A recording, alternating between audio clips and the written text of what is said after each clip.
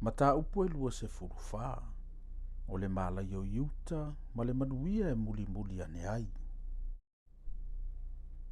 Whaauta, o loo sa sa aina i o vale nuu ia uma, na te whaafa o ina, na te whaata ape ape ina fo i e ono no fo ai. E ui ina tutusa o le nuu ma le o si taulanga.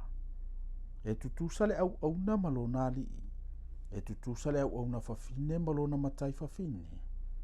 E tutusa le ua whaata watu ma le ua whaata mai.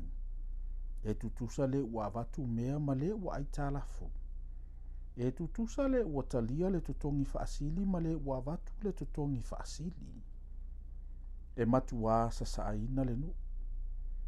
E matua vetea lava. A ua whetalai mai e o vale nei whetalai ngā.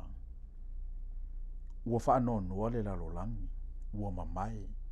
Ua whaavaivai le atu laulau. Ua mamae. Ua whaavaivai ali isili o le nuu. Ua leanga le nuu i e ono nofo ai. A ua latou solia tu la fono. Ua latou liliu ese le sauninga. Ua latou solia le whengainga e whaavavau. O le mele whaumatia i le nuu i le whaafano. Ua whaasalaina fo i e ono nofo ai.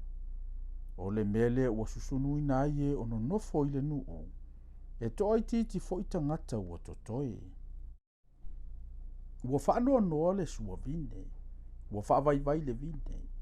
Ua mapu i tinga i latou uma o e sa oli oli o latou loto. Ua mavae le fia fia o topa. Ua uma le pisa o e na oli oli. Ua mavae le fia fia o le kitara. Ua latou le to inu waina ma pepese. E o ona le ava ya te i latou o e fe inu wai. Ua le petia le a ai ngao ngao. Ua punitia fale uma e le uia. O iala le alanga i le waina. Ua mavae atu le oli oli uma. Waru ese le fia fia o le nuu. Ua toe le a ai na o le whaatafu na ina. Ua tu i palaina le pui pui. A wae whaapeo na whai le lau ile ele i totono le nuu. E peio na sasa ina ifo le olive. E peio na itoe fui fui vine pe a uma le tau ngā vine. La toute leo te tele. La toute ala langa fia fia.